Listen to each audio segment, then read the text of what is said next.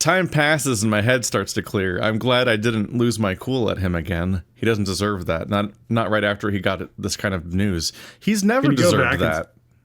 What was the news? I missed. I have already forgotten. It was like yesterday.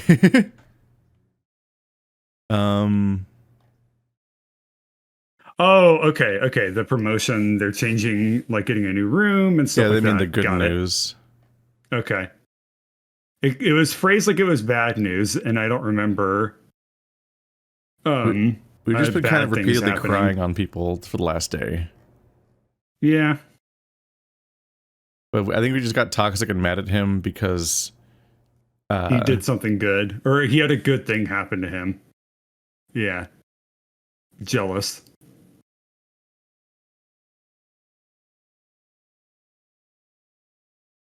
Let's see. Yeah, it is throwing me a bit.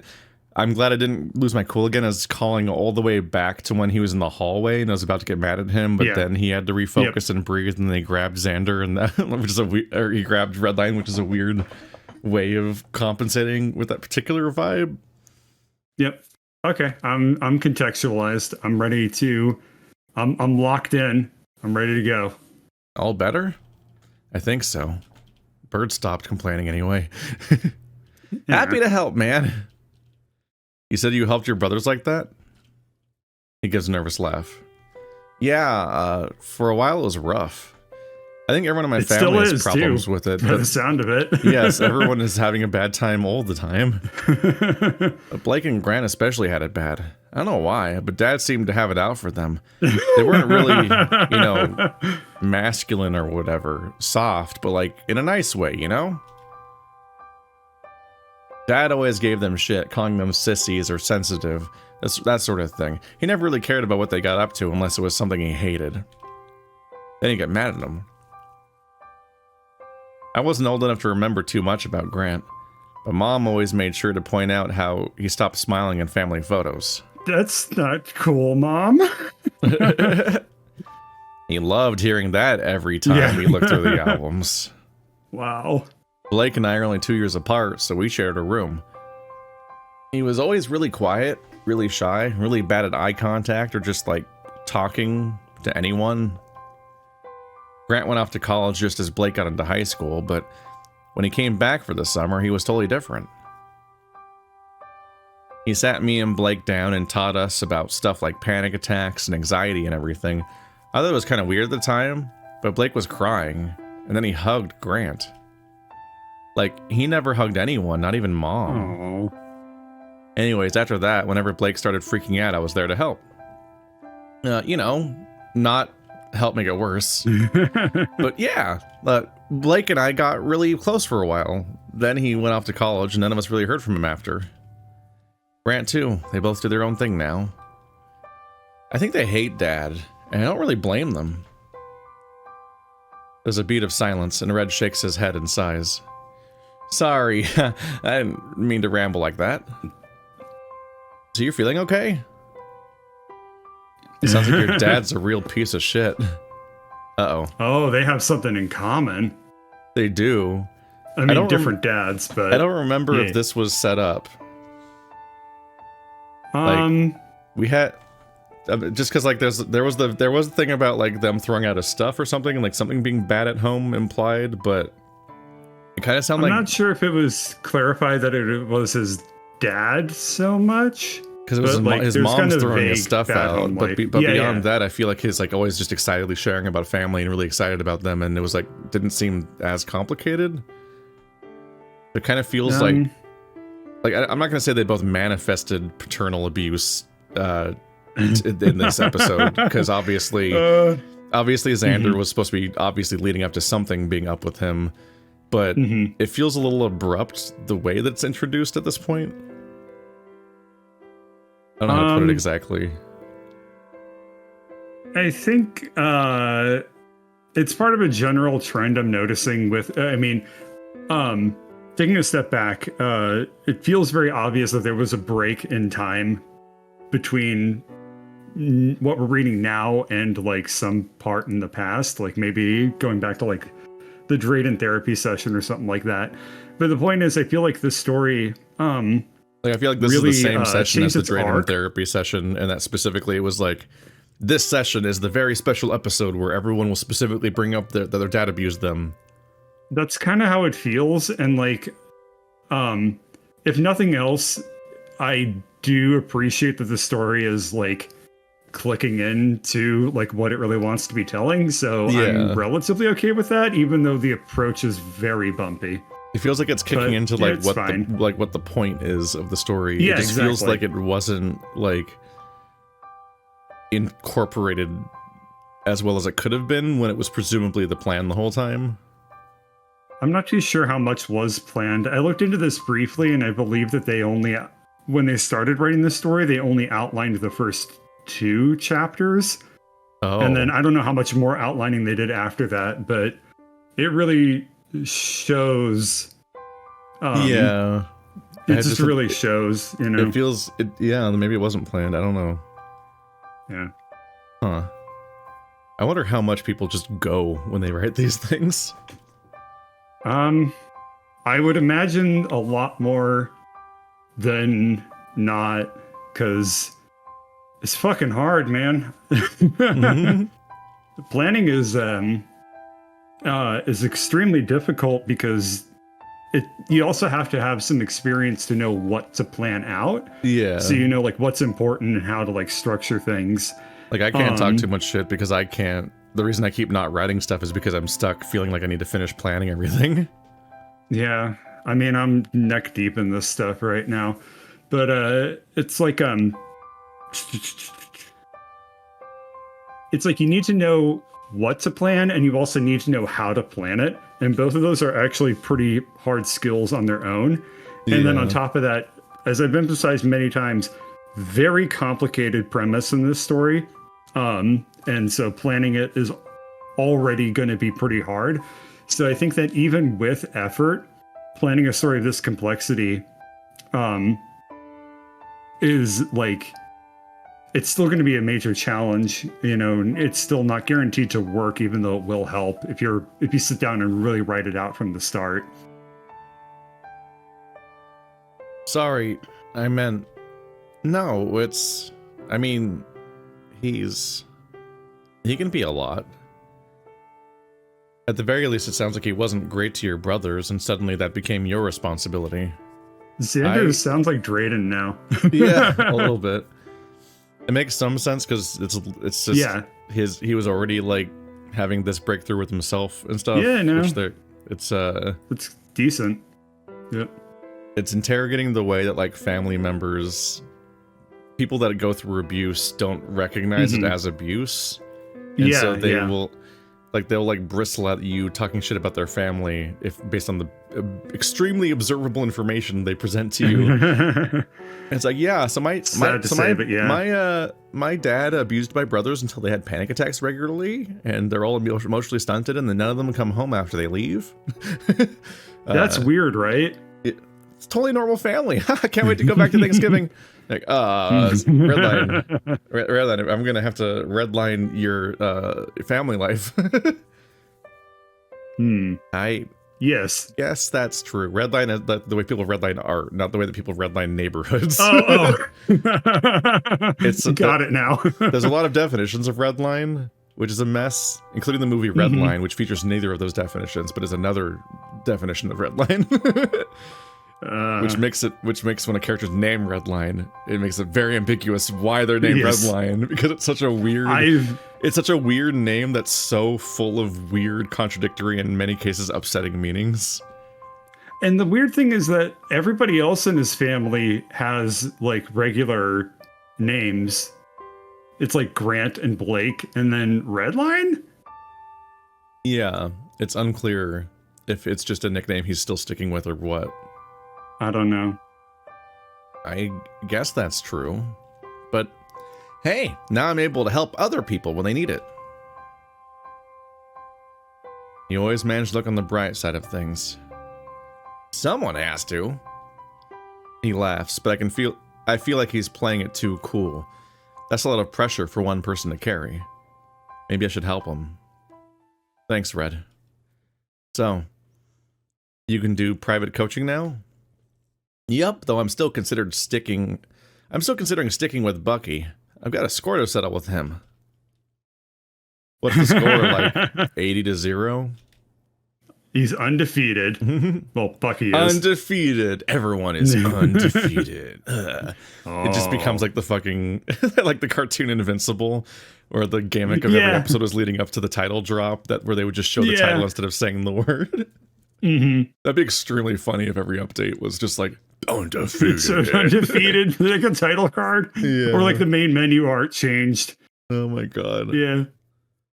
I do want to execute a title drop in a VN. A fucking full screen title drop would be very fun. Yeah. I don't care how it's so dramatic. Yeah. But I'm a sucker for it. It's such a guilty pleasure. Yeah, it's even as goofy as how like you get like 80 issues of The Walking Dead and something like, we are The Walking Dead. And then there's a refutation, like 180 issues in where they're like, we are not The Walking Dead. Like they do both. Ooh. Funny. Hey, I made him tap once. Did you let go after he did it? Or did you make him do it twice? So 79-1. He laughs and I smile. I guess I should bring it up now. And rooming? His ears folded a little after hearing that. He pulls his phone up. Yeah, I have a new room. No word on a roommate yet, but they need me to move today. Actually, like, right now. It says here that moving trolleys are only available for a few hours, so... Someone bangs on the door. Both of us snap to attention, and Redline goes to open it. Of course. Make way, Pipsqueak! There's only so many characters. It's the Sprite economy. It would be Theodore, but it's fine. Music is loud. I will turn it down very slightly. I like the song, although it does kind of give the vibe of a pre-programmed song and an electronic piano.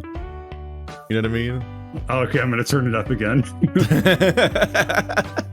Like, it gives you the vibe of like going to my grandma's house and pressing the auto buttons on her piano and making songs just play.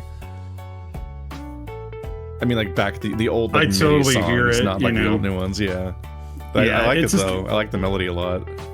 I like it a lot too. This is the timbre of all the instruments is very like Yamaha. Yeah. The Dino stomps in, slamming the door behind him. He's got a stack of moving crates cradled under one arm and drops them down on the floor between our beds. I can hear a lot of commotion in the hall. Seems there's a lot of folks moving today.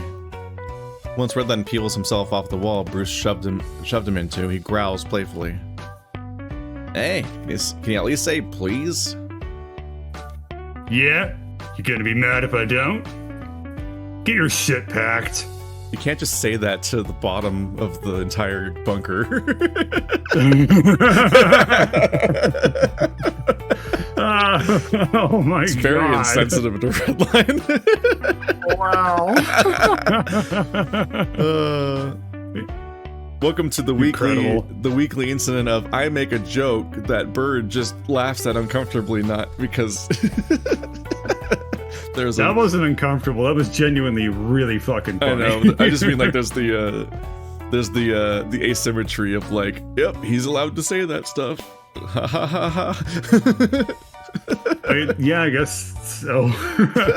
I don't even have the consciousness to even think of a joke like that.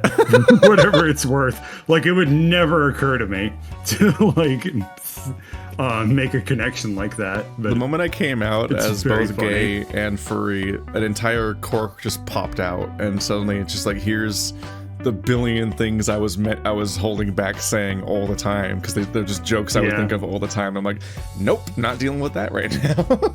For whatever it's worth, I noticed that cork unpopping instantly. Like, it was like the next day I was like, damn, we're getting a new side.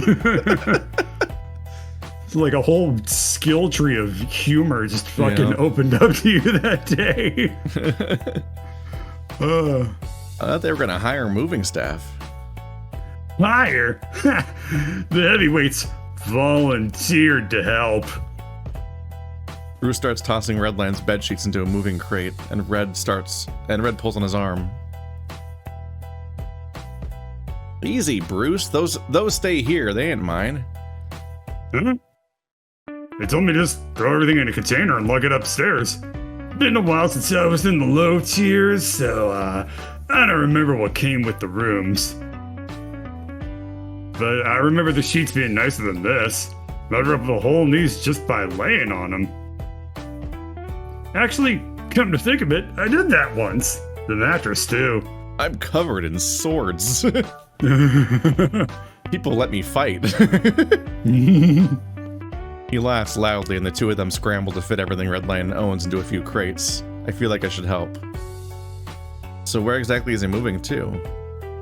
I already told you, dumbass. He's going upstairs. What, did I knock too many brain cells loose in our last fight? That's kind of mean. Bruce, it's an iffy call you're making there.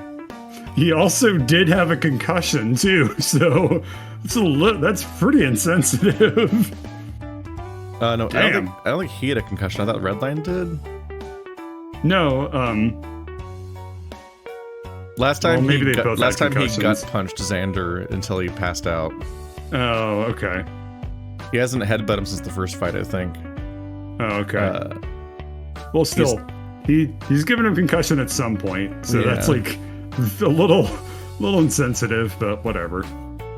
He's talking loud, but shows no animosity in his face. I guess he's trying to keep up appearances since the hallway is so full of people. He actually mouths the word sorry at me. Oh, damn. Okay. Fair play, right? Author, you fucking you fucking made me look like an idiot. I haven't seen the place, but maybe we can see it together. Some sort of emotion wells up inside me. Why would I want to see a jail I'll never be able to attain? A goal. A goal I'll never be able to attain. My brain is permanently ruined by learning that jail can be spelled basically like that. That's true, Elden Ring. Yeah. Some sort of emotion wells up inside me as baby steps for emotional intelligence. I'll respect Zander for that. I shake it off and smile. Sounds like fun. Do you need help packing up? Yeah, like your wimpy little arms are gonna help cram this shit in these boxes. Bruce finishes neatly folding up one of Redline's blankets and places it inside another crate. I have no responsibility to help, but I might as well. Somehow we managed to get most of Redline's things crammed into the boxes, save for his box fan, fight stick, and a laundry hamper full of clothes. 4 crates stack high in Bruce's arms, with Redline lugging a duffel bag full of assorted goods out the door. Oh my god, dude, just do something! Need any help? Bruce laughs as the door opens.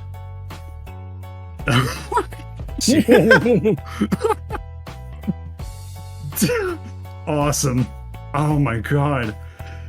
Yeah, if we need help crying like a bitch, I'll give you a call. Fair play. This is great. Oh man, this is good writing. All this, like, this is such a big step up. He's committing so hard. He's committing so hard. Oh, this is good. Here, take the shortcut. We make our way into the side entrance, going up the stairs this time. 1, 2, 3 flights up. We find a door that looks similar to the one on our level, except... Hey, Zan, grab the door. Oh, I'm sorry. I thought I could only cry like a little bitch. There's a fingerprint lock. Oh, shit. I can't. I think it should work for me. He presses a thumb to the pad, and sure enough, it beeps and unlocks. Okay. My eyes. God, you're moving into a hospital? It looks like it.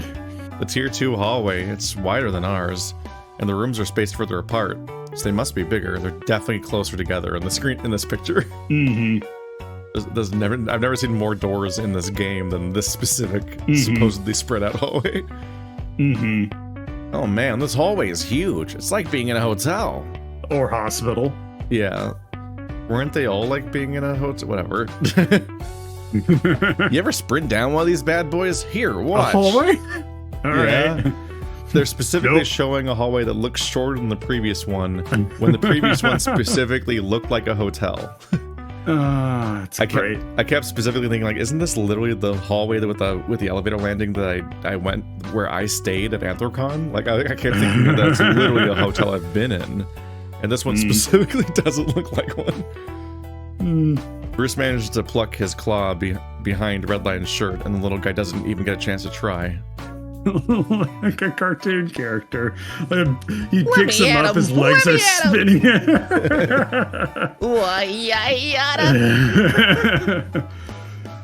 He turns him around, sets him the other way, and he just sprints in the other direction. Yeah. Your room's down at the end of the hall, I think. We counted the numbered rooms, all the way down on the opposite end. If I've gotten here faster, you let me run. I'm not picking up any shit you drop. Are you house trained? It's still an empty hallway, but Bruce is trying to keep an appearances in case anyone overhears. Redline opens the door and it looks a lot like our bedroom, but with only one bed. All right, man. Listen. It's just a trick of the light, right? Like, whoa, maybe I hit my head too hard. It's just a weird looking shadow, and the sheets look weird. I'm just like, what's the point of visuals if you're going to overtly contradict them with the first line of describing the visual? And a TV on the table. Yep, I can see it. Small. No, you're just huge. And so is this room. It's the same size. There's just no Zander in it, so it's huge. Redline drops whatever he was carrying and does a little twirl and collapses onto the bed. Look at all this space. I can finally get that damn game machine I was telling you about. Dance game machine. He wants to get a DDR machine in his bedroom. Yep. Somehow I don't think it'll fit. It won't fit through the door. Bruce gently sets the stack of crates down, then places each of them on the floor so the stack doesn't topple over. Guess you won't need to keep my extra stuff in your room anymore, Bruce. I guess not. What a boyfriend move. Oh, dang, I left stuff in your room. They're so wholesome together. I left stuff in your bedroom, so I'll have to come back. Forgot it. Dang. But I'm sure we can find a better way to store it. Right now, it's all in a big garbage bag in the corner. I asked you to feed and walk it 3 times a day. Or then he goes to start unpacking, but his phone buzzes. He yells up to his head. Hello. Uh-huh. I'm moving into the new room. Oh, when does that start? Oh, yeah, I can. Oh, so we have to be there early? Right, okay. I'll head down now. What's up? That was Theo. He said that the new Tier 2s have some kind of orientation meeting. Since it's my first promotion, I have to be there early for some extra paperwork or something. Art. You know... It's Tier 2. Why are we doing this? Like, why are we seeing this entire segment right now? And then there's this other thing that's happening where Redline's gonna go, we better fucking see Bruce and Zander have an exchange after Redline leaves. If we don't get that, I'm gonna be so pissed. As they awkwardly stand in his room. Yeah. I'm choked on the, he needs to be early for special paperwork to the Tier 2 orientation. Because it's his first promotion. How is it? Whose isn't it? Wouldn't that just be the normal time to start? Because everyone's a Tier 2?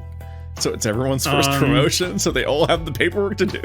I don't understand. My guess is that he's being called there early by, like, his dad or something. Yeah, like, I think they're lying to him to get him to go to this other place. So I'm just like, how is he not I hope it's that. registering how nonsense that paragraph was?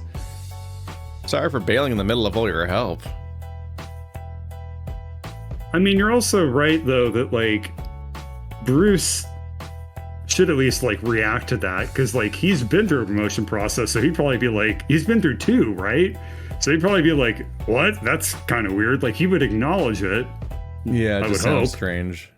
Yeah. Anyway, it's fine. I think we're about wrapped up, but the crates have to be back by tonight. So here. Red lifts up a crate and flips it, dumping the carefully folded contents onto the floor. Bruce laughs and does the same, clearing the containers in exchange for a huge mess on the ground. There you go. Seems much more your style. What does that mean? Means you're a mess. The 3 of us move into the hall, all walking the same way. You too, Zander? Et tu, Zander? I don't remember exactly how tu, Zander. The fucking... Basically. Tay Zander.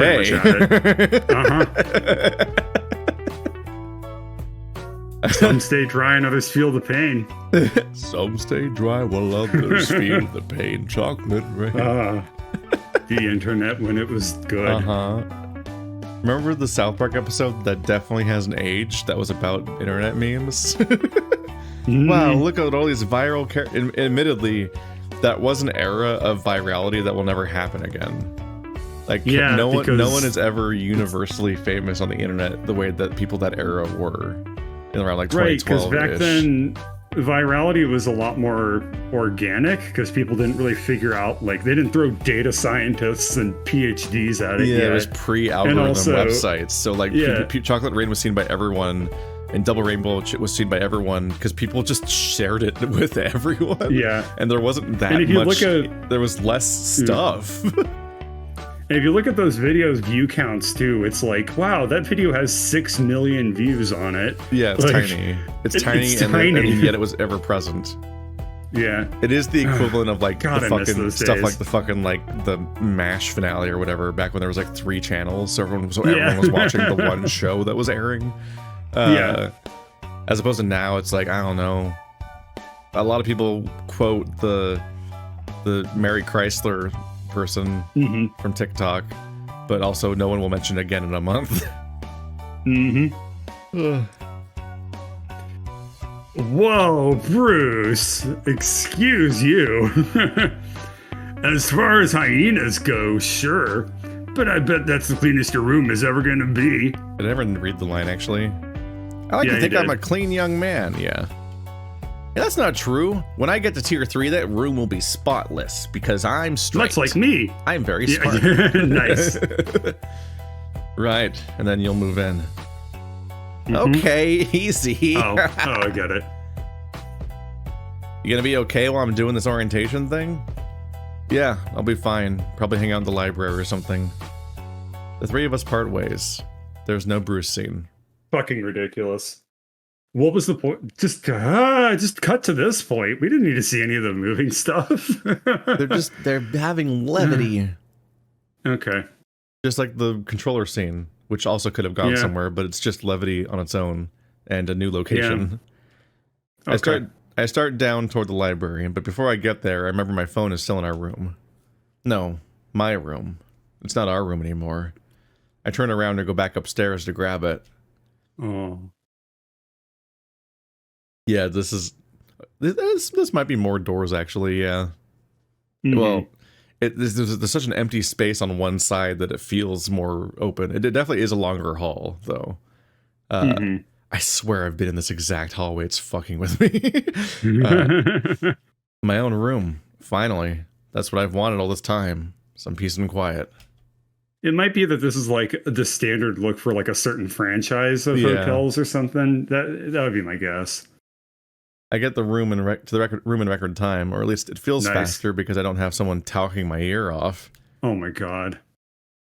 Why do we have to be you? A few of Redline's things are still here. He's still planning to come down and grab them, but I guess that'll happen later. My phone's sitting charged on the nightstand. I drop down on my bed and let a long, tired sigh. I'll just hang here for a minute before heading down to the library. No Redline, no Bruce, just peace and quiet, which would be a good place to be if you liked yourself.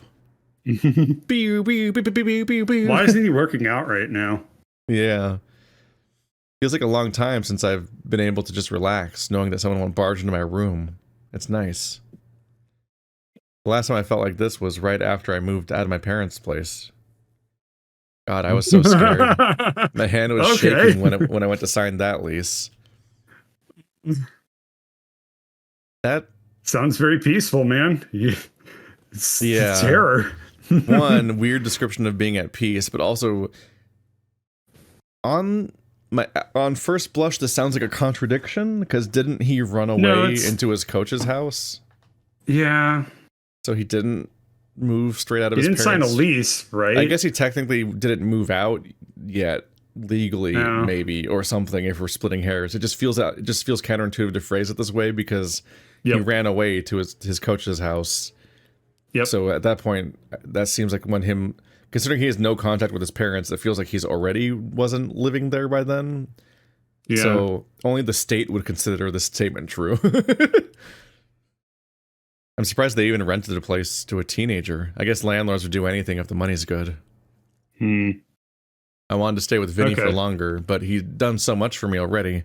I was such a burden. Yeah, that just doesn't... So they're acknowledging, they didn't forget about that. It just sounds like a contradiction the way it's... I think that this writing would have been stronger if they had just cut... If he was just talking about Vinny from the get-go, right? Yeah. Like, because that's more emotionally interesting. It also, running to Vinny seemed to be where he was at peace for a while. So why... Yeah, so just it's strange to be like, wow, I'm at peace. Most stressful moment of my life. Maybe I should give him a call sometime. Catch up with him. See how he's doing. Not that I'd be able to visit until I'm out of this hellhole. That would require me to actually win a fight, but everyone knows that won't happen. Bucky and Drayden probably know that much too, but they don't know how to break the news to me. I don't think they need you to gain that news. There's nothing to break. What do you mean? Might as well resign to a life of getting my ass beat by Bruce, right? At least he has enough heart not to try to kill me. I need to start being realistic. If I had any sort of value, I'd be winning fights already. I'd be tier 2 like Red is. That's not... Please be realistic, that doesn't make any sense. He said, I need to be realistic, and then immediately was not realistic at all. Like... I know. He was more realistic before he said he needs to start being realistic. He's like, I need to start being realistic, and then he said the insane thing. If I was worth it, I would win fights by now. I'm like, no, you're fighting a dinosaur. It's fucking micro mistakes, it has nothing to do with your values. It's just micro mistakes. Yeah. So in a way, I probably deserve this. The fights, the lockdown, the isolation. It's all punishment for me.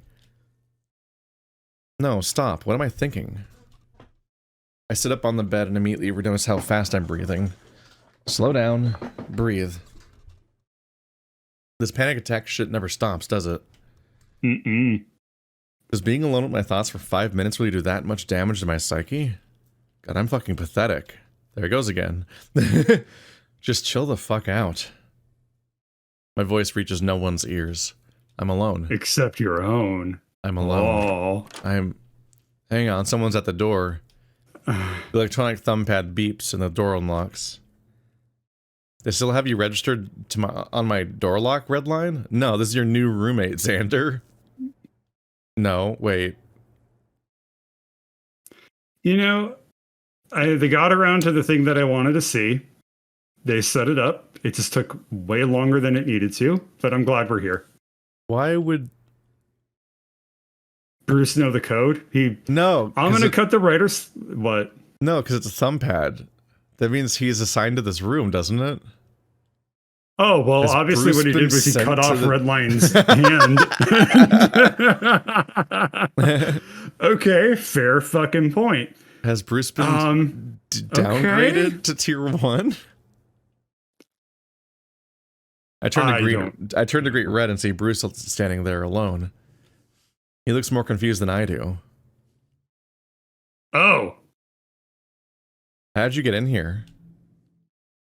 Hi, Zan. He shuts the door quick, beaming wide. Okay. I, didn't think you'd be back so soon. How'd you get in here? I heard you the first time. With that smile. And I'll keep asking until I get an answer. How'd you get in? The door was locked. Leave. Bruce sighs and drops down on Redline's bed, visibly uncomfortable. I didn't mean to creep on you or anything, honest. I just came back for the last of Redline's junk. I'm familiar with Redline's junk. Why does your thumb work on our door? King the champ comes with some privileges. What? That you can get into anyone's room? That's predatory sounding. God, that's really creepy. That's really upsetting. Whoa. It also means that he's definitely the one. This charitably, this isn't that charitable because it's damning. Also, this feels like a somewhat desperate retcon to explain how he put us in our room. Yep. Which doesn't seem that necessary because you feel like if he's passed out and you're carrying him, you could just use his hand. But yeah, maybe they're trying to explain how Bruce was able to put Zander back in his room. It's like, oh, because I have access to everyone's rooms. But that's like a whole can of worms to open up. Yeah, that's a fridge that opened immediately and was like, come on in. Okay. Being the champ comes with some privileges. One of those being unlimited access to pretty much anywhere in the facility. So you can get in any room you want? Pretty much. I have no idea why they would ever trust Bruce with this much power, regardless of if he punched good. But it is definitely a plot device that's coming up later. This is incredibly fucking weird. It's a bizarre thing to introduce, but it definitely means that Bruce is going to let them get around later. Yeah. Oh, God. Oh. The author's acknowledging how weird this is, and they're trying to lampshade this a little bit. Okay, it's fine. Pretty much. Not that I've tried anything weird. When I got bumped from Tier 3 to Champion, I left some stuff in my old room. Went down to retrieve it, and I was able to unlock the door, even though someone already moved in. Scared the hell out of him. Yeah. Yeah? Correct. This is by definition a weird thing to do, but anyway, like... If I was given this kind of power, the first thing I would do would ask somebody, like, hey, was this intentional? Like, anyway. Tried a few other doors after hours, and they all unlocked right away. Been able to do it for years, so it must have been an oversight. Oh, God. You've just been wielding this power? Oh, my God. So you were just going to sneak into the room? Just to get the rest of Redline's things. I didn't... Why would he be sneaking in? When they parted ways, he could have told them, like, hey, I'm going to get the rest of your stuff. But then he'd be revealing that he can open people's doors? It's also just to get the rest... It's a weird thing to do in general, because if he wants to keep this power a secret, how is he going to answer the question of how he magically got the stuff out of the room and put them in Redline's room? He can't even be like, or the other thing is, he can't even be like, hey, Zander let me in, because not even that works, because that still there's the question of how he got in Redline's room to put the stuff there. No, the obvious explanation is just to say, hey, Zander, can you come with me to your room so I can pick the rest of this stuff up? You know? But that still doesn't work. Well, I guess that doesn't answer the other way, does it? Because, he doesn't answer how he got into Redline's room to drop it off. Like, I don't know what his plan was. It reveals this no matter what. Why the fuck did he do it at all? Yeah, I don't know. There was no reason to use his power here. I think the scene exists just to establish that Bruce can do this, but he did it in a way where he's just it requires him to be deeply stupid, because he's revealing this power even if he doesn't get caught. Because anyone who thinks about it is like, how did this happen? Yeah, I mean, okay. Not like I was planning on hassling you anymore. I fucked you up enough as it is. Wasn't our last fight a month ago? Like, why are you still referencing it constantly? Yeah, so this is the other thing, is like, I'm really missing the time urgency with Zander not having a fight coming up. Like, that was such a useful plot, and storytelling framing that, like, dropping it is very when the plot confusing started, to me. it felt like it was just going to be happening on a 1 month timer over and over again. Yeah. But now we've increasingly now established that just like fights happen whenever, man. I guess which is strange. Yep. Does Bruce fight anyone else? No. So like, on top of us being stuck fighting him, he's also stuck fighting us the entire time, even though we have a massive recovery period. And he's just like, "Yep." Didn't even get hit once. Went on a light jog. You're right, and like, yeah. That's the conceit of it, right? Is that they're both kind of stuck in this situation. He's undefeated. Ah. He looks guilty. I sigh and sit up on my bed. Sit up in my bed. I guess if you're in the... I don't care. Sitting on the side of it, facing Bruce. Okay. He's on and in his bed in the same sentence. That is confusing. It was really nice of you to help out Redline with the whole move today. Zander, I don't think that's the thing to fix that on right now.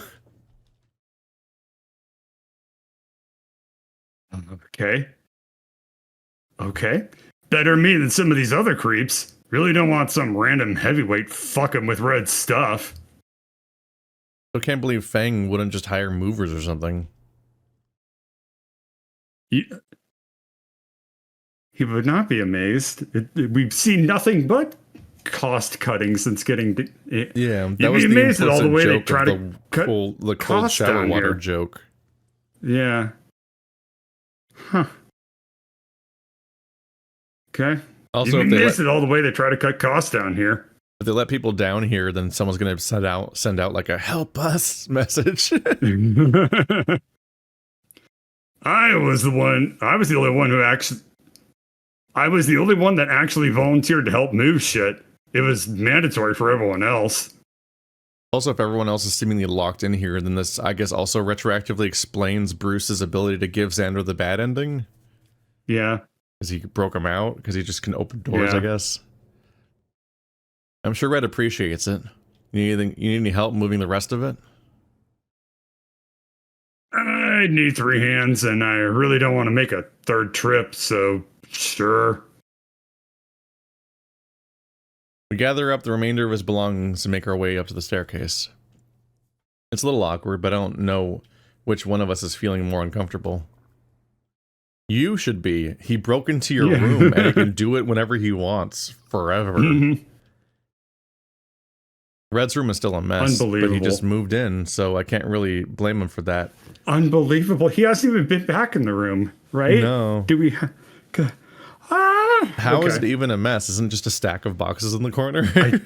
No, because they dumped all the shit on the floor like 5 minutes ago. We set the last few things in the corner, and Bruce clears his throat. There we go. The room feels way smaller already. Maybe it'll be better when he tidies up. Yep, sure. Hey, Zan? Since we're actually alone now, He sighs and clenches his fist. I'm sorry. I'm really sorry. You don't have to keep apologizing, Bruce. It's fine. I just hold it against you internally every 30 seconds. Wow, incredible how fast he forgives this guy. Okay. No, it's not fine. I should have been more careful with you. Yeah. And I really don't want to make enemies with someone so close to Red. He has too much to deal with already. Like you. So, and you don't have to forgive me, I know that, but I just really want you to know how sorry I am for everything. Thank you. I'm, glad Red has someone to hang out with. His last group of buds bailed on him. Never liked them anyways. They were creeps. He should be around people that actually give a shit. I can't exactly have done a good job of giving a shit about him before recently. Today, basically. Mm-hmm. I guess what I'm trying to say is, I don't know. Keep an eye out for him, will ya? He's one of the good hyenas. Don't say that. Don't say he's one of the good ones about the character named Redline. I know, it's... fighters, I mean, one of the good ones to have around. Down here. This little frustrated sigh and drops to sit on the bed. Not on the bed, I mean, in the, I'm shit with words. You get what I mean, right? I think so. I sit next to him. The bed is shifted uncomfortably toward his end. Funny. It's just gonna be hard if he's on a different tier. Different room, different coach, probably different schedule. Mm-hmm. Don't worry about the coach thing. I think the little mutt's got a thing for Bucky. He's not going anywhere. But the room thing will be tricky. I gotta keep up appearances, and you don't normally have access to this floor. His floor. Wait. Oh, no. Okay, they are in Redline's room. Okay, my mistake. Yeah. Nonetheless, see, I get confused. Yeah, because there's 2 beds? Not unless someone gives me access. Or I could just win a fight and get to tier 2 easy. It just takes 1 fight? Oh, it would be against the champion. Okay, yeah. Okay, got it again. But also, like... What? You don't need Bruce's help to get to the tier 2 rooms. Wait, unless he does. If you're visiting, like Redline already has to let you in his room. Like, the implication, like, oh, damn, he has to walk across the hall and also open the other door to let me in, too? We'll never see each other ever again. It's like, what? It's very weird. Yeah. If Redline wants you to visit, then you can just visit. That's how all visiting works in Earth. Mm-hmm. You don't need Bruce's help. Yeah. I'm hoping that this isn't a setup to where Bruce and Zander do like a match fix to get Zander promoted to tier 2 to be Redline's roommate again. I feel that might be where this is heading. Let's see. Yeah, easy. You actually hit me pretty hard in the last fight. Feels like you've been working out. That is the only thing that happens here. I roll my eyes. Yeah, I'm sure it was just a lucky shot, but thanks. How do you know Redline? Well, we're both locked in this bunker where we fight people and we can't leave, so... Mm-hmm. Weird question, honestly. Mm-hmm. Bruce shrugs. We're co-workers. That's pretty obvious. Oh my fucking god. Why'd you ask? Nah, Red was pretty hard to miss when he first came down here. Little fucker's loud. But he's also fun to have around. Life of the party, always coming up with stuff to do when you're bored. Yeah, I know how that goes. I don't think a night went by without him trying to convince me to try something new. Swimming, gaming, treadmill races. You ever take him up on that? No, I'm a terrible person. Mm-hmm. Nah. The fuck? Why not? Because I'd rather just like stare at a wall and just be mad all the time about my life down here, which has been happening for 3 or 4 months now.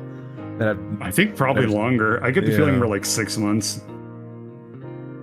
I don't know. Bruce leans back and smiles. You're missing out, man. He knows how to put a smile on people's faces. Or tries to, at least. All the other guys just laugh at him. Pisses me off real bad. He deserves better than that. Better than all this. They don't just laugh at him. There's a beat of silence. He is the life of the party. And Bruce continues. Anyway, first time I see this guy, he starts freaking out. Like, in a good way. Happens all the time when I meet fans. He flashes a cocky grin. For a second, I swear I could see sparkles around his head. Nice. But then, get this. He asks to spar with me. Can you believe it? I absolutely can. He tries to spar with Bucky 3 times a week. Okay. The sentence about to be expressed does not represent the internal thoughts of Mr. Birdcatcher. Right, but that's because he's a gay little fuck. You can't just walk up to the biggest guy on campus and ask to fight him. In a fight, anyway, right? In a fight? Mm-hmm. Anyway, I said yes, but kinda as a joke. Cause it's like pulling teeth to get guys my size to roll with me. So what's this little twerp gonna do? Roll with you? And he choked you out. Yeah, maybe in his wet dreams. I made him tap about 20 times in 5 minutes and left him on the gym mats. The little fucker came back the next day, thanked me, and asked for a rematch. I always feel like that'd get annoying fast. Maybe if he was an asshole, yeah. But that's the difference between Red and you. Anyway. Red and the rest of these creeps. Red gives a shit. He gives a shit about you, about MMA, about getting stronger. And when we wrestled, he wasn't just trying to prove something or get his rocks off or whatever. He actually wants to get stronger, and he has fun doing it. So no, it's not annoying. I'll wrestle with him any day. This is a story about what it's like to be a shonen protagonist's roommate. And now we're Yamcha, so like now he's left us behind because so now we're forgotten in the background of the story after the first arc. No. It's like not to compare it to like an inferior story or anything like that. So don't feel insulted by this. But like in To Kill a Mockingbird, the point of view character is Scout, but the protagonist is Atticus. Whoa. So, I know. Who's ever written a story like that? That's definitely not like half of literature. Or at least I would, till I got a fun little sermon from the commish about fraternizing with the lower tiers. Why? What is that a thing? This is fucking insanity, man. We need the rules established about what's expected of these people and what the dynamic is, because we keep learning new stuff, but like late enough in the story that it feels confusing. It's confusing, but these changes do make the story.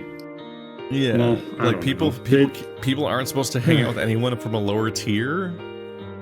How is that not? But they all have a shared cafeteria, which that doesn't make any sense. Yeah. And I don't know, has it never come up? It's only technically come up, and then Bruce is like, gotta maintain appearances or whatever, but like they never actually explained what the rules are or why he can and can't hang out with Zander and Redline. So we've been left to just to assume what they mean, I guess. We figured it was kayfabe, like he's just supposed to like be like, these are my enemies. I can't hang out with Zander specifically, or something.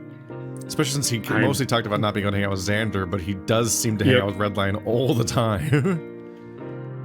And you'd think that would be like even worse because I don't know if you caught this subtle thing, but the commissioner is Redline's dad. Yeah.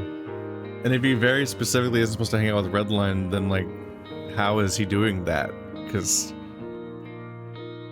his dad's watching him on the cameras, like. They're being surveilled, so I don't understand how he has so much of a relationship with Redline and is hanging out with him all the time in the story. I don't know. I didn't have a problem with it, but he went on and on about harbor the right attitude that they strive for down here.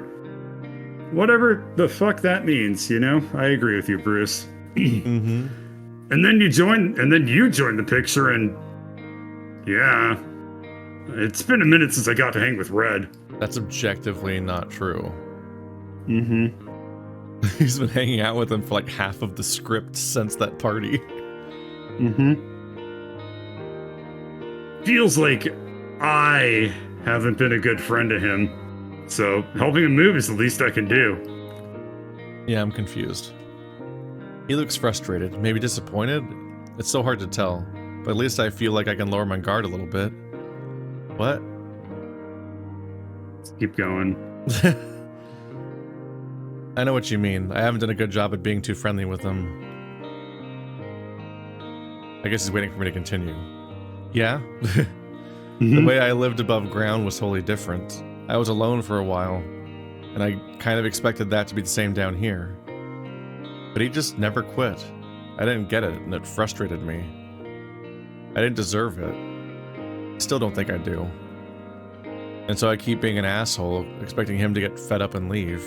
You know, our shared room he can't control. Me too. And then I wouldn't have to feel bad that he has to put up with me. Then I could keep being alone, and he could find someone else that deserved his good attitude. That sounds like bullshit. I don't know what you did to think you deserve to be alone, but if you're anything like Red, it's probably bullshit. Plus, he wouldn't try to be your friend if you were an asshole. But I'm glad I finally got an explanation. Because I'm a lot of shit when you were loopy from those meds. Meds? Oh, right, the trim. That was you. You carried me back to my room after my trim? I thought that was a dream. Nah, you're light as fuck and it was a short trip. Why did you do that? Also, stop going in people's rooms. Bruce shrugs. Because I needed to. Who else was gonna bother? I probably could have gotten back on my own. And if you didn't? What do you mean if? How? Like he's gonna get lost outside in the snowstorm on the loopy on drugs? He's in an enclosed environment. If he lays down on the floor, he'll be fine. He can pass out in the hallway and nothing would happen. He's not in the elements.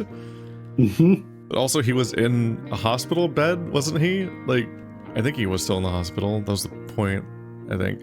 Sorry. Don't start.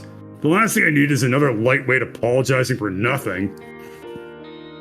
But if you're really sorry, then pay it forward. What do you mean? I can't bring myself to fucking say this sentence, you know? I will do it. Sounds like we both owe Red back for putting up with our bullshit. And I don't know if hanging out in his room without him counts. I don't...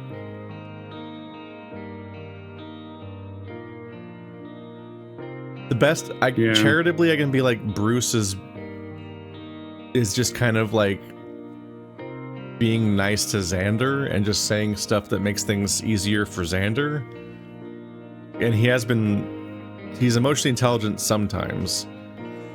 But otherwise, I'm like, if I take it at face value, I'm like, what has Bruce done that he needs to make up for with Redline? He's been great with Redline and hangs out with him all the time and is nicer to him than anyone in the entire bunker. So yeah, it's just like, I don't know what they mean. The most charitable interpretation... He breaks the rules to hang out with him. Yeah, the most charitable interpretation that I have is that Bruce is very, very emotionally intelligent with what Zander is going through, like you're saying, and he's just like, kind of... And he knows that Zander hates him, so he's like, yeah, we're just a bunch of assholes. We gotta step it up for Redline. Yeah, 100%. He's like acting it out to like make Zander take his guard down and like mirror his behavior. I think that's what you're going for, right? Yeah. Yeah, okay. Oh, I hope it's that. Oh yeah, huh. We really have been in here for a while. I let out a small laugh. I'll think of something to do for him then. But we'll get in trouble if we stay here too long. Got any ideas? What? You still want to hang out? Clingy. I don't. Shut up. He flashes a smirk before standing upright, stretching out as tall as the ceiling will let him. Fine, I got an idea, but you might have to break a few rules. Are you gonna report me? Don't give me a reason to. His massive hand reaches down and probably to ruffle my hair, but I flinch.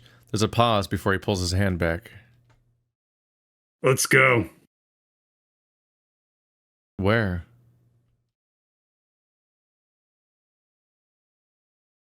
Bruce had already opened the door. His claw raises to his mouth, signaling me to shush silently. I roll my eyes and follow him down the hall. We creep down one way, taking a side alley that leads to an elevator. Once inside, Bruce presses his thumb to a square on the side, and it immediately kicks to life. I'll ask again, where are we going? Penthouse. Penthouse? Yeah, because I'm pretty pent up. The elevator stops and opens to reveal a set of closed doors. Bruce unlocks them to step inside. It's his room, I assume? I guess so. I don't know who else would have the penthouse besides the commissioner. That's like the only two options. Yeah, I guess it's and I assume Bruce. The commissioner leaves. I step into Bruce's room. No, more like an entire house. The doors lead into a living room area, divided by a hallway with doors that lead into the other rooms. This is enormous. Yeah, renovated and decorated it myself. That seems like against code. Did you Gotta actually? Break a few rules. Fuck no, I'd probably break something. Uh-huh. Well, not probably. I definitely have broken a couple of door frames. Come on, I'll give you the tour. Bruce leads me through the entryway. Living room. Just whoops all screens.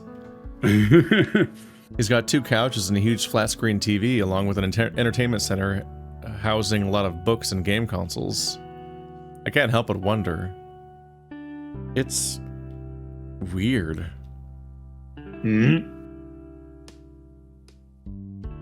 It feels too nice. That's not what I should say, but Bruce laughs. I get what you mean. Like I said, I didn't furnish it, but they did a way better job than I ever would have. As long as the bed's comfy and the food's good, I don't really give a shit. Oh, and the temperature. Yeah, I noticed. It's kind of muggy in here. That's humidifiers, and I usually keep the thermostat cranked a bit. I can turn it down if you want. I guess that's the dinosaur blood for you. I'd feel rude asking him to change his living situation when he was the one that invited me. Here, one sec. Without asking, he presses a few buttons on the keypad on the wall, and the temperature starts dropping right away. Damn, it's a fancy system. Sorry about that.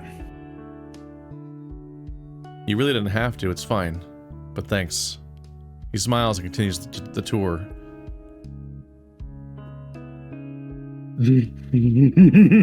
Bruce, my darling, I'm not sure about this one, dude. Vor. This is where I eat. This is where I eat my competitors. I take them to my bedroom and then I devour them, and that's cooking for me. Incredible. I hope this is a setup to a joke. I just don't. Dining room. Bedroom. Maybe cut to this background a little later in the sequence. Bathroom's at the end of the hall. It's all so much. Why does he need a full-size dining room? His bed looks as big as my entire room, And his room is almost 3 times the size of that. I think that was my favorite part about getting champ status. The private bathroom. No more communal shitting. Yeah, I bet you have hot water in your shower too. And the tub. That's the same. I guess it might not be the same thing for because your place is massive. They definitely have hot water. They have steam in their shower. Yeah, I showed you a sprite earlier of Redline with steam on them. Yep. They specifically have had scenes with Redline covered in steam, and he has a whole sprite. Bruce opens the bathroom door, revealing a bathtub. No, more like a hot tub with enough space for even Bruce to walk around in. I think that's a pool. They don't even have tubs above ground that fit me well. They don't even have tubs. They don't even have tubs above ground that fit me. I don't know the intonation on this one. I get what he's saying. Like, he's trying to say this is the only hot tub that fits him. He's trying to say that. He's trying to say that in the world above, in the real world, even there, he never finds tubs that fit him. Yeah, I'm struggling to find the intonation. It's a rough sentence. Yeah. I'll take one more run at it and then I'll move on. They don't even have tubs above ground that fit me well. Best they can do. I could swim laps in this thing. It's just like, they don't even have tubs above ground that fit me well. Yeah, maybe that's the one. Once again, because tricky. That's a pool. Yeah. A heated pool indoors, so it's got to be just a hot room at that point. Don't tell Red that, He's already tried. I told him that the pool is for swimming laps, and my tub is for getting dunked under while the jets are on. Oh, so he knows about your room too? Oh, he fucking has his stuff in here, man. What are you, jealous? They said so earlier. Yeah. Yep, invited a little twerp with a bunch of other guys one time to watch some Apex fights. Also, like, what's the point of having this room if you never, like, hang out with people? anybody else? Yep. Like, that's kind of something I was wondering if it was going to come up. Like, he has rooms for guests. Yeah, just adopt Zander as a pet in the corner. Yeah. Here's your collar. Apex is a rival fight league.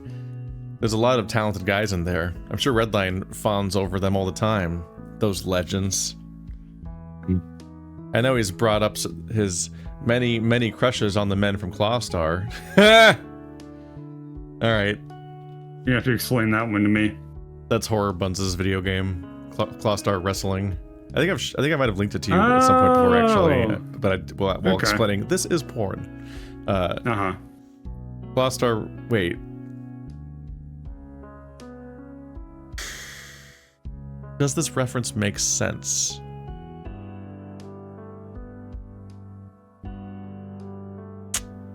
Because the premise of Clawstar is that the protagonist is a...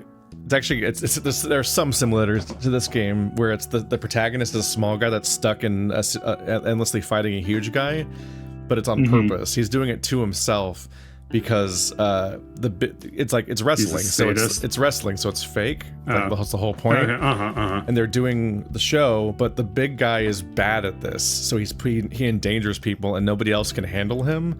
And so the little guy is putting up with him because he's like, if I don't wrestle this guy all the time, and put on the show of being the little guy that gets fucking crushed by him all the time, he'll get fired because nobody else is willing to put me in the ring with him because he puts them in danger. And the obvious implication of that the little guy realizes immediately midway through the episode is like, oh, right. Like, he gets called out on the fact, like, oh, you have a crush on this guy. That's why you're doing this. You think, like, not only do you specifically have a crush on the big guy, you're into this particular dynamic of getting, like, crushed all the time and stuff like that. Like, you like the getting handled and shit. Yeah. That, like, makes it work on that level. Funny. But but because they're on the verge of getting fired from this thing, and he's gonna get taken down with them if he doesn't just move on from him.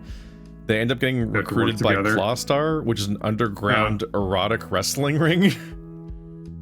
That's awesome. So now they live out their kink of getting his ass beat by this giant man, but also then they just fuck in the middle of the ring.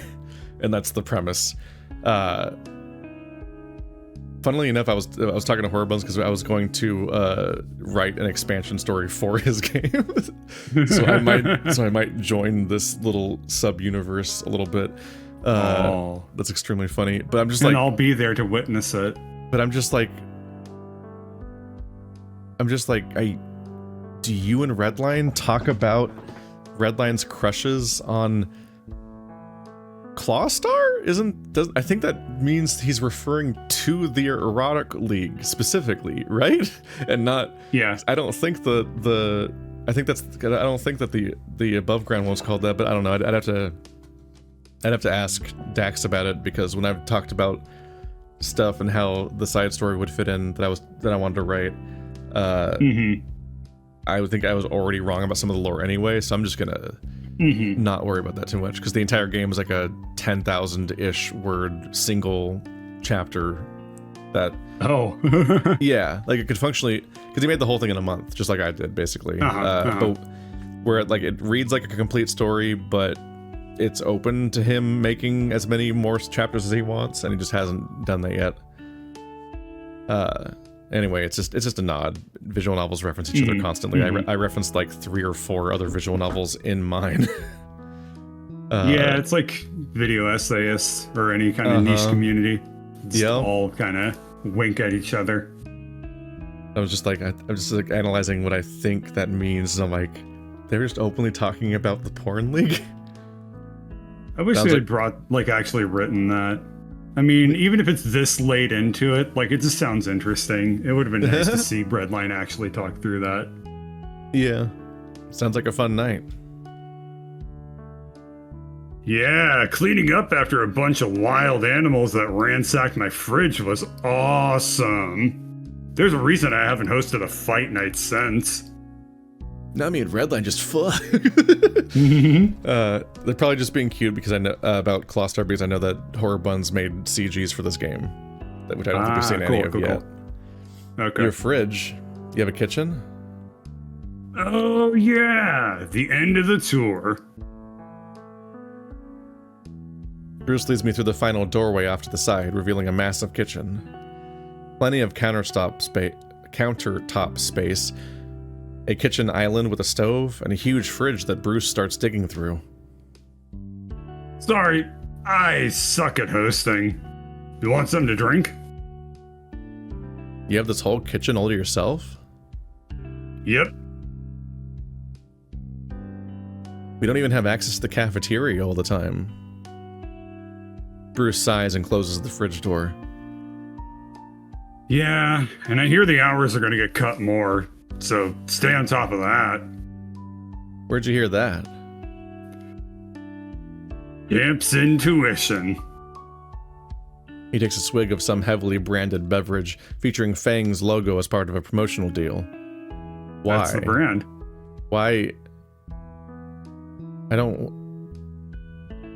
Why does he have branded drinks? What purpose does that serve? No one's filming him. Ever. I guess they give him a crate full of branded drinks that he's never seen drinking in public because he can't leave? Yeah. Maybe it's...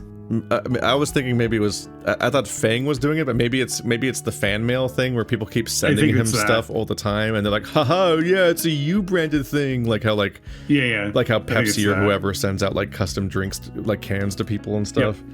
Yep. And because he did say that they keep... These dumbasses keep not getting that... They're not going to get any promo from him.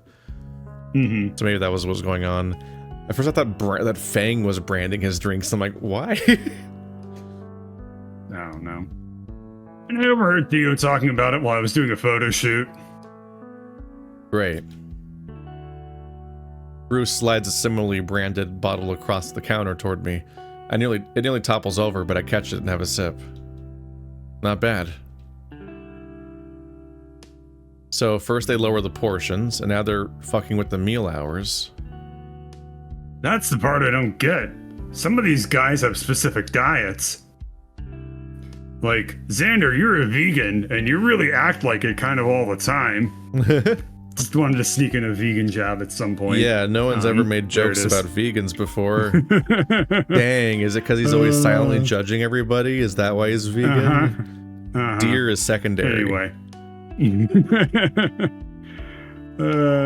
Anyway.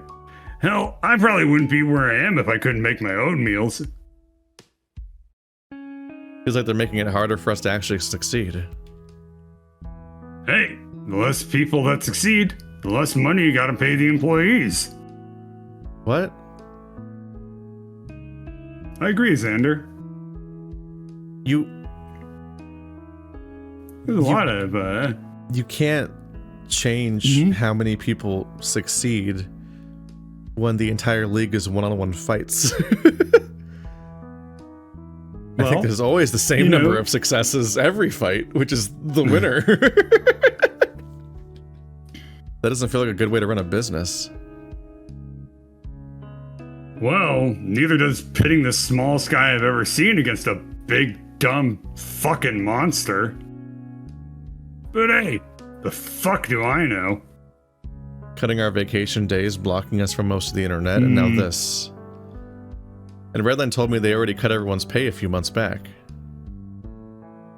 That caused a real big stink. One of the middleweights tried to start some union thing and got his ass booted out immediately. Poor guy's probably still paying off his contract fees. Is there anything we can do? No. They're probably blaming it on some budget cuts or whatever. It's happened a few times since FANG got started. Just the sad reality of the company being owned by a rich piece of shit. We both drink our drinks in silence for a bit. I don't know what to say. You probably have a bit of pull. You'd think so, huh? I mean, you're the champ. Hell, you've got brand deals. I gesture to Bruce's face on the label of the bottle I'm drinking from. He sighs. It's not that easy, Zan. Think I haven't already tried? Old fuck just tells me to stick to my job or I'll lose it. Lose it? Yeah, my job. I see you struggle with grammar. Everyone down here is replaceable, Zander. You, Red, Bucky, Cole. Really? Cole? Why not Drayden? But just, yeah, Cole. Okay. Well, Caden's the doctor Drayden's guy. a doctor. Me. He's not replaceable. So. Who is Cole? You can't fire a doctor. That's illegal. Is Cole the nerd rat we met for 30 seconds 8 hours ago? That'd be very funny. But no, Cole was the big dude that like the hyena. Hurts Redline. The big hyena that they seem to call a wolf or something. It's unclear. Yeah. Maybe you all should just quit and work at Clawstar now that we've established this exists in the same setting. And I'm not going back topside. Bruce growls as he speaks and drops his empty bottle in a recycling bin. The mood got really intense out of nowhere. I get why he's afraid to lose his job, but our jobs are getting worse. Is his job really more important than ours? Anyway, welcome to Casa de Champion. Got any questions? Sure. Why did you show me this? Just wanted to show off. He flashes a shitting grin. Just kidding. I'm extremely lonely. Yeah. Figured you didn't want to be alone in that cramped little tier 1 room all day. Well, it's less cramped now that Redline's out. Till someone else moves in. Hey, maybe they bumped that Jesse guy down and you get to stay with him. Maybe they'll throw Cole your way too. Free up some space in the tier 3s. No thanks. I'll move back in with Red then. You don't have a choice in that, That's man. not... Yeah, that's not how this works. What? Red's in tier 2. You don't... What? What? The sentence makes no sense. Oh, gonna share a bed with a little guy? I guess you're pretty small. You could both fit. He sprawls out all over this bed, so you might just kick me off. I've tripped over his sheets more times than I can count. Mm-hmm. Well, worst case scenario, my couch is a pull-out bed. So... Just feels like a missed opportunity that we've never shown how Redline sleeps when they've been sharing a bed for months. I don't know how to respond to that. I think Bruce also picks up on how strange it sounds. Not like in a weird way or anything. What? Pull-out bed? It's weird. Got it.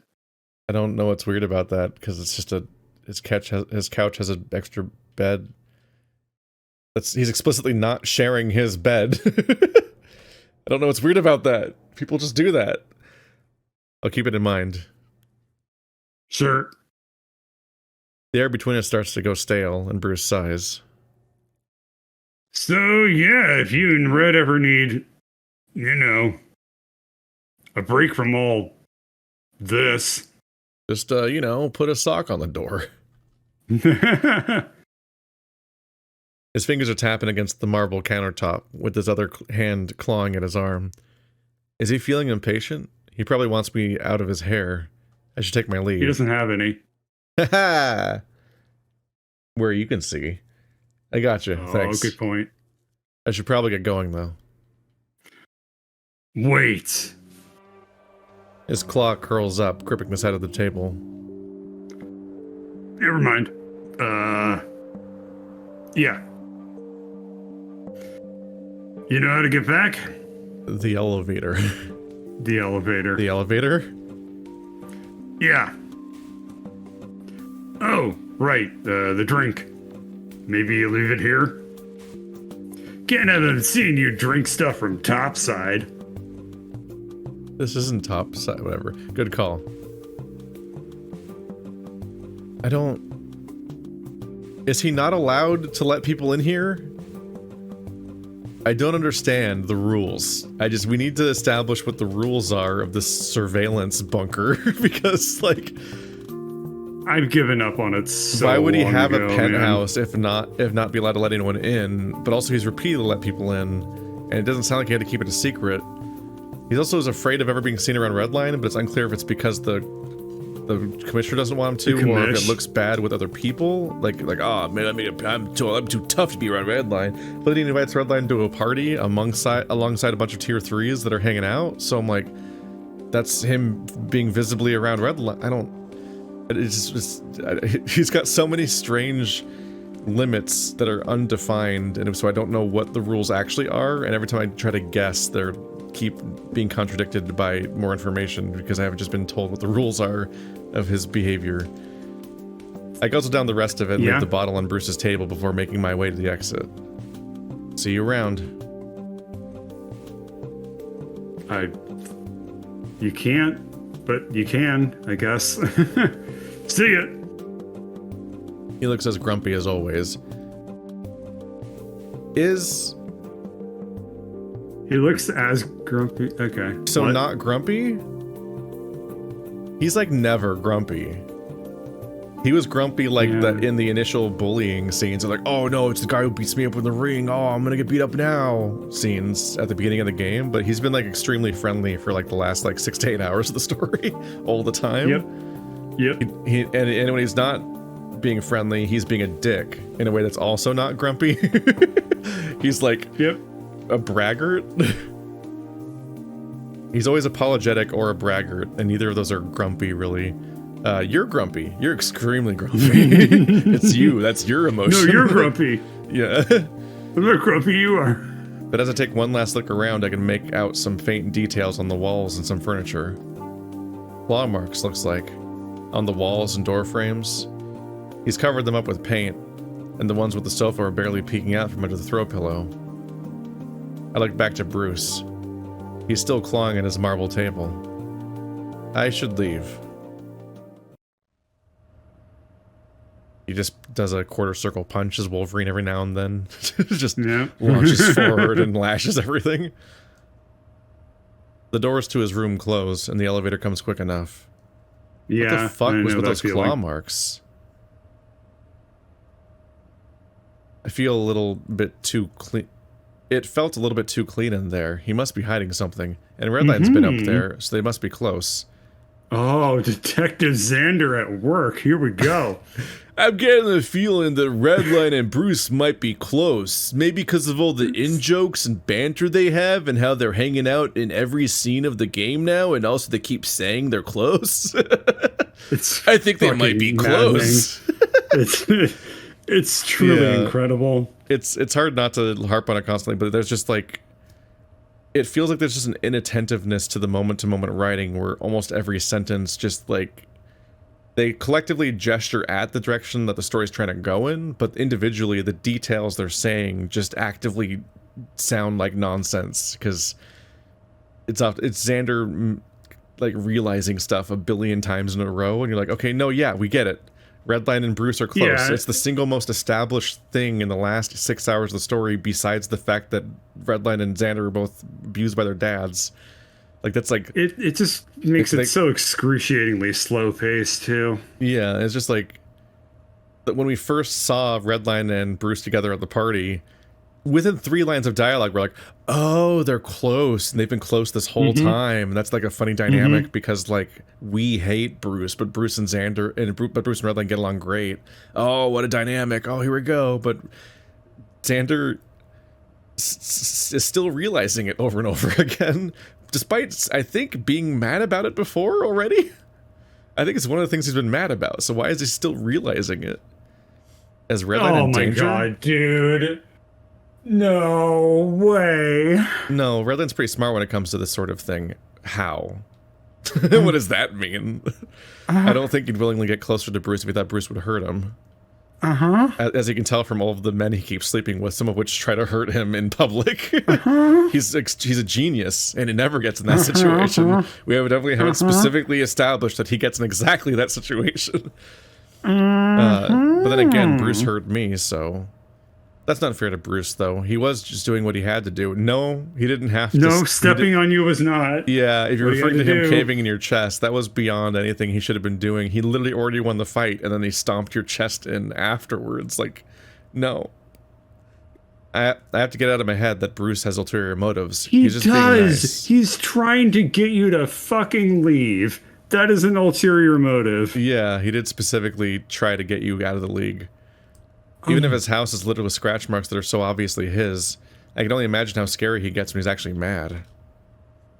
No, he's gotten mad before, when he cornered me in the med bay right before offering to pay for my way out, and in the gym when he apologized. Thank God he stopped himself. Those claw marks look pretty scary. I should warn Redlight next time I see him. Sure. I need to get my mind off all this. Maybe I should swing by the library. Look at all these new backgrounds we got. Actually, I don't remember. No, we've seen the library exactly one time before. I think we have, yeah, in like the tour. You're also not allowed to enter it, or what was it? You're only allowed to check out one book per fight or something. Was it per fight? Yeah, you have to win a fight to check out a book. Was that the thing? I don't remember. For me, it's just like, it feels relatively intuitive that like Bruce is probably just frustrated by a lot of things, and he like loses his shit on his own in his room when he finally can like not be around people and can just uncork, and like that's not the same thing as being a danger to people necessarily. It's also kind of weird because especially since he doesn't. It's also especially. I just mean like especially since he doesn't own this place too. Like it's not his shit. Like, so he's like, fuck these stupid walls, and this, it's literally the room is representative of the organization that he's powerless against. Also, isn't like the typical visual language that you would be punching, like you would just go to a punching bag, right? Yeah. I guess that is tropey. I don't know. Maybe this is better. I'm not sure. Finally getting around to doing what I was planning on doing an hour ago. Finally got all that bullshit out of the way of talking to people. I hunt down the book I was thumbing through last time and plopped down in a chair. There we go. Peace and quiet. With maybe less depressing thoughts this time. Mm-hmm. Let's prove it. Library was nice. I didn't finish my book, but that's fine. I was too hot to focus. Too hot and bothered. I thought heat was supposed to rise. Shouldn't it be cold underground? In a sealed building? You'd think so, but that's not actually true. Heat rises, but we're still much closer to the Earth's core than we would be from above ground. What? Okay. I didn't think it would make that much of a difference, but maybe Redline's onto something. Of course I am, dude. Why did I figured you would have picked up on that by now. Duh. I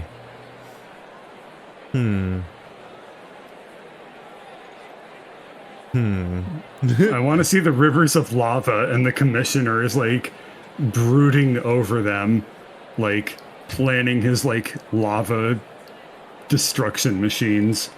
Yeah, reflexively I'm just like, how deep down are we? I don't know. Redline's is full of shit. That's the way I have to it's just like interpret a this. special thing about caves is that they have extremely regulated temperatures. Right. Because that is an element. It's like once you are underground by not even that much, a cave is regulated more by the surrounding earth than it is the temperature above ground. So caves have extremely consistent temperatures, which is kind of the premise of cavemen, basically, is just the fact that like you could take shelter in caves because they conveniently stay at an extremely livable temperature indefinitely, regardless of the above world. Yeah, and you're right. Essentially. It isn't that far underground. It's like, what, 30 feet or something? Yeah, and I'm just thinking, like, I'm not this is like half remembered shit from both geology and from visiting caves that like to share trivia facts, but it's like, I don't know how deep you'd have to go underground for it to start becoming hot in any way from it being underground. So I'm just like, certainly in the order of kilometers. So I'm just like, Redline, easily. I'm gonna say no. I don't. This is a building that's underground. I don't think it's the Hive from Resident Evil. I think it is. How else do you think I got to tier 2? Does not follow. How else? I guess that makes sense. It's all just a matter of being smarter. And being a better fighter, of course. Yep, that checks out. Hey, look on the bright side. Maybe Bruce will just snap your neck in the next fight. What? For some reason, that fills me with some horrible sense of unease. Something from the pit of my stomach starts to grow, up through my chest and up into my throat. I can feel it stretch the lining of my diaphragm, aching to get through until it blossoms at my lips. Stop. That's all I can manage to say, choking on the words that are getting swallowed down my throat. I can't breathe. I can't get words out. I'm choking on nothing. Nothing he can see, but it feels real. It's real and it's stuck in me and I need it out, I need it out, I need it out. My hands reach for my paws. My hands reach for his paws. Just feels weird to specify that one is hands and the other one is paws. Nearly throwing myself over the lunch table to grasp for them. The raw force of my grip alone almost managed to snap his wrists in half. What? Take that as Bruce-like strength. This Bruce strength, yeah. But he stares at me as if it's nothing. I double over, coughing and hacking every violent thought out. Blood spatters onto the table, each drop spelling out my sins. This has to be a nightmare. Okay. Yeah, he has to just be unconscious, because this actively doesn't make sense, yeah. Okay, yep. I was about to... I'm glad I held it back, because I was about to be like, okay, they're overplaying his panic attacks a little bit, considering they weren't happening all game. But I'm like, okay, this was literally a very sudden shift. Yeah, this is your teeth coming out dream. It's like it's like wild anxiety shit happening. I was wondering why the background was darker than normal. Same. My fears, my love. Shit, kid. You made a mess out here. Right? Maybe that's why his parents got rid of him. I didn't need them to tell me I'm a piece of shit. Wow, you made your fake mean Redline cringe. He's like, even he's like, seriously, dude? I'm here to literally bully you with your guilt, and you're like, this is how you hit me back with, huh? Fuck, you don't need me. Silence spreads through the cafeteria in an instant. Everyone's eyes are on me. Some scared, some shocked, some angry. And all my clothes are gone. Redline chuckles nervously and clears his throat. And all my teeth fell out. Yeah. And I'm late to math class. You know? And my horns are 20 feet long, and I can't, they make my head topple over. I can't stand up now. I gotta drag them on the floor like a hatchet. Now I'm flying. We're losing it. Okay. Hey, Zan? You kind of made a mess here. I did? Oh, I did. There's blood all over the table. Some of it's even spilling onto the floor. I can help you clean it up.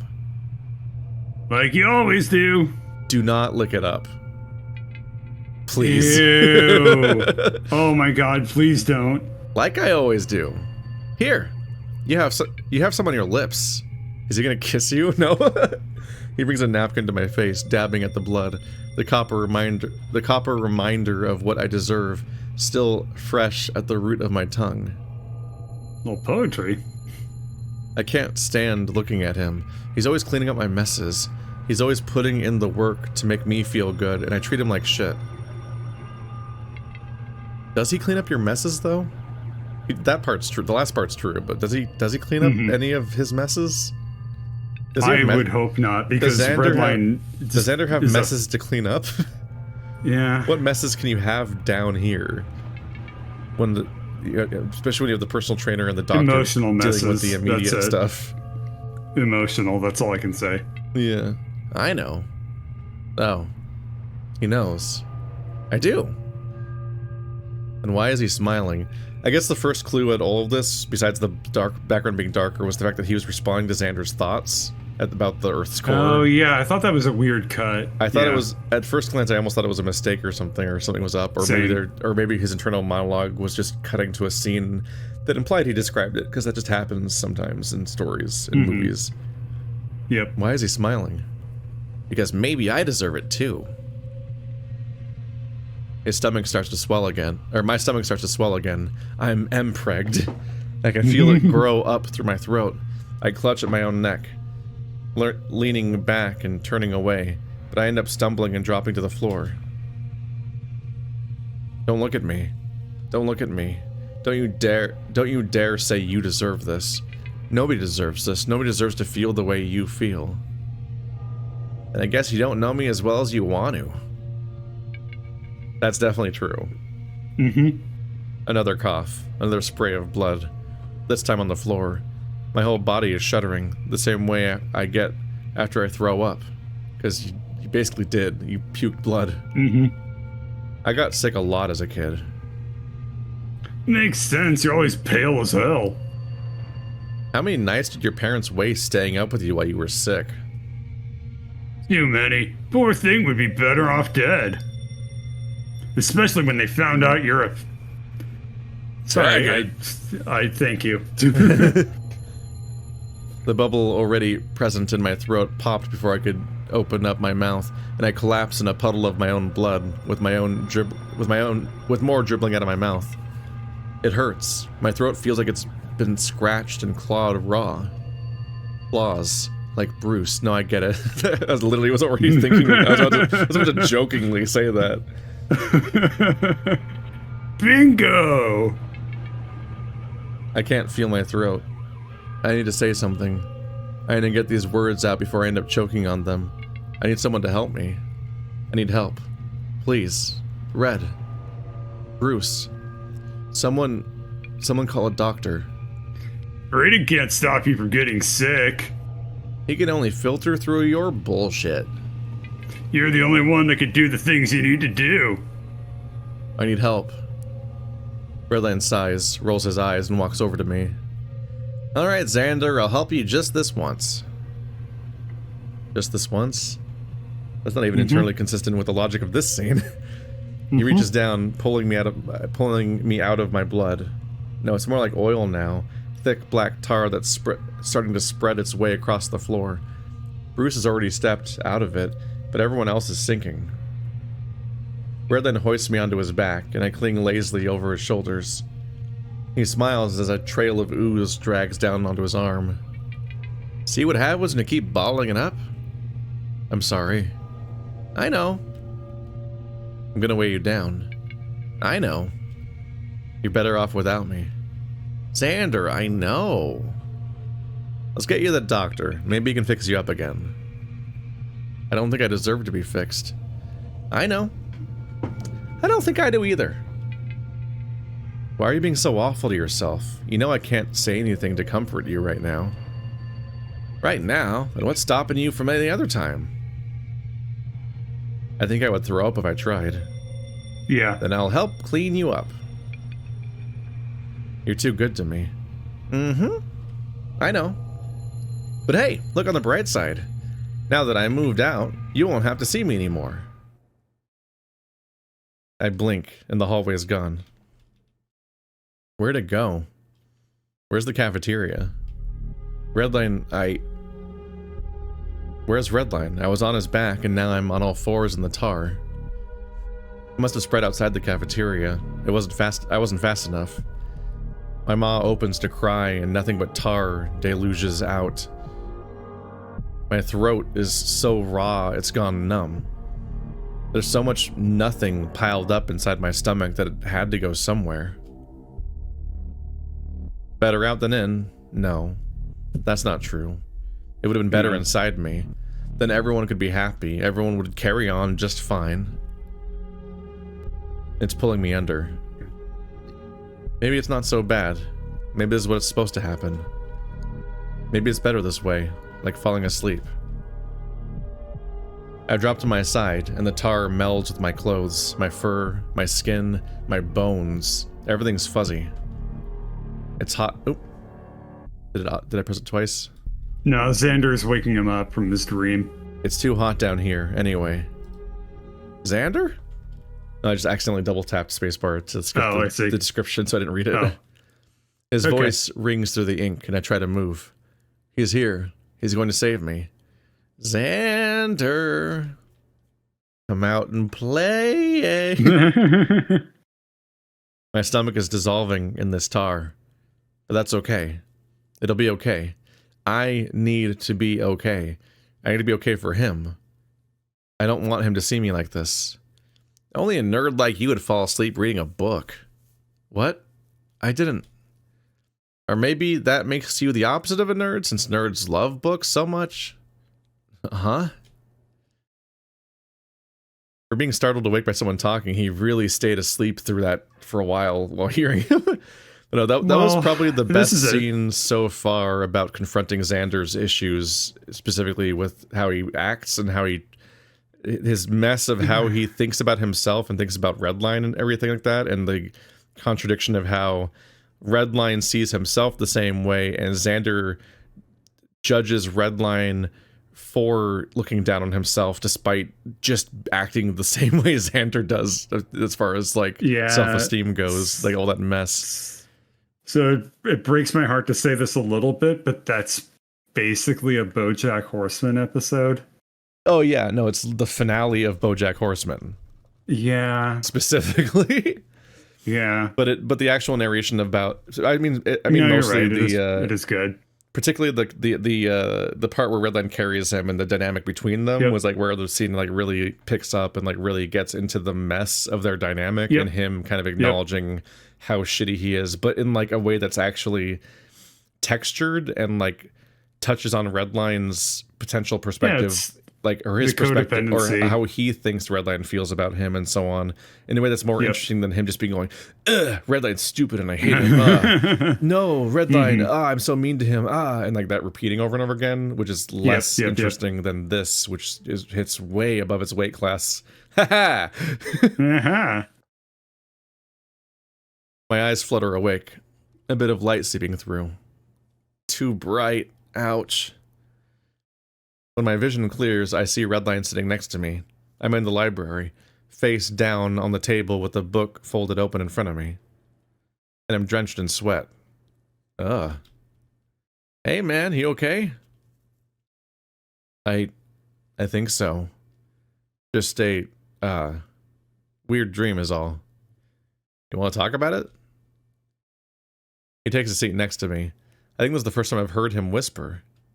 Maybe we should have more conversations in the library. Sure, just in general, but library is a good place to start. Uh-huh. Oh, he's just like riffing on like, oh, maybe he'll finally be quiet in the library. Yep, no, that's exactly what it is. But I'm trying to give him the benefit of the doubt. I should talk with him about that dream. I should talk with somebody about it. But not him, at least not now. He's had such a big day. I don't want to bring him down anymore. I kind of agree, because I think that a normal reaction to somebody spilling about a dream like that to you, especially in a public place, would be really, really, like, uncomfortable. Yeah. But, oh well. Also, maybe don't explain the dream in all of its detail, because that's weird compared to just explaining the emotion that the dream is surfacing. And also definitely don't explain the dream, because we just saw it. Yeah, but that's just a joke. It just happens in real time. So anyway, like when an it's anime the same fucking dream sequence, but in sepia. Yeah, it's sepia. Just layered fucking. Oh my god! It's like when an anime has a flashback to 30 seconds ago, and you're like, "No, yeah, I was there. I remember." Maybe another time. Right. Anyway, it's all still kind of blah, you know. He nods. Sure, man. How was the orientation? Still gay. Redline rolls his eyes. Still doing that joke. Not done with it after Glory Hounds. Still gonna keep doing it. Mm-hmm. Fucking boring. Oh my god, dude. The rest of the men in the library shift their eyes to us. He's back to being loud. We should leave. How about we chat somewhere else? Yes, please. I've looked at enough paper for one day. We step outside, moving just out of earshot of the library before continuing. God, it was a mess. Most of the guys were just talking all over each other. Theo could barely get a word in. But yeah, just basic expectations. The fights are going to be harder, and if we lose the first 3 after a promotion, we get demoted immediately. Normally, it's a lot harder to drop ranks, but promotions are different. Oh, but hey, I can finally go to the immersion chamber. Not all the time, I mean, but now I won't get in trouble for being there. Oh, right, also, there's a party tonight. Are you going? Mm-hmm. And you're my +1. I'm not sure. Rather than let's have a little wine. Any chance I can convince you? Ryan won't be there, he got fired. Is there any chance someone will try to break your muzzle again? He pauses to think. I really don't like how long he has to think about this. Aww. Not that I know of. That's the least convincing answer he could have given me. Great. Fine, but I'm not wearing a swimsuit. He whines, but his tail is wagging. That's fine. I'm just really gay. And no throwing me in the water. The whine gets louder, but I stand my ground. That didn't even happen last time, did it? No. You drive a hard bargain, but fine. Good boy. Oh. His ear twitches and tail flicks. But before I can react, he's got me by the hand and leads me the way towards the immersion chamber. Oh, right now. Cute. It's starting right now. Let's go. You said good boy. You're fucked now. Mm-hmm. I try to pull my hand away, but he's still holding on tight, so I opt to hold his as well. Aww. Okay. Red's tail wags faster now. Cute. Let's see. I guess we should probably stop here, huh? Before we get into the party scene. Probably.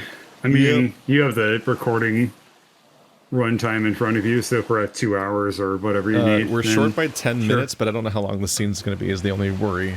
But I guess it depends on how much you care about going over.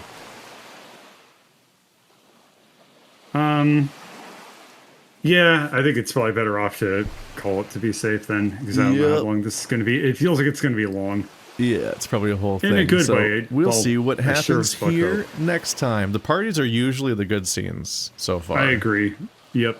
Because it makes all the characters be in a room. Yeah, I know. It's awesome. The immersion chamber really is an escape from the logistical constraints the story puts on every other part of the narrative. Like, everyone's in one room together, they're on a beach, fucking, they don't have to be anywhere specific or do anything. The rules seem to just go away or at least the story stops interacting with rules, and it's like, okay, fine. Yeah, we can do you characters. can't fraternize with the lower tiers unless it's at a party. Yeah. Who is maintaining these chalkboards? Anyway, see you guys next time. See you.